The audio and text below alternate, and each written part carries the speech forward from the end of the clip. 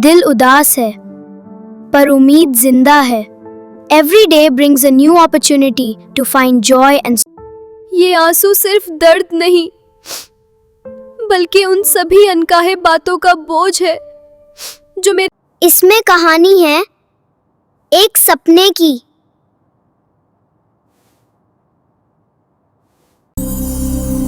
आंसू रोशनी बनकर shape change करता है, दर्द बदलता है रोशनी में।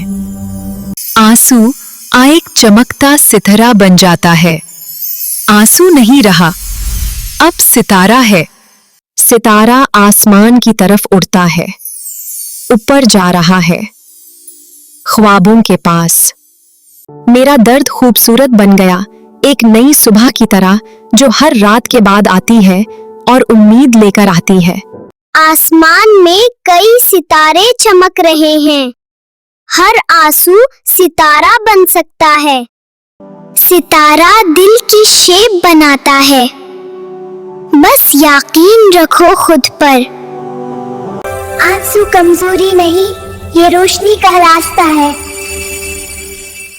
अगर आपको हमारी फनी एंटरटेनमेंट इस्लामिक कार्टून्स और स्टोरीज पसंद आती हैं, तो फ्लम्बो टीवी यूट्यूब चैनल को सब्सक्राइब करना बिल्कुल मत भूलिए।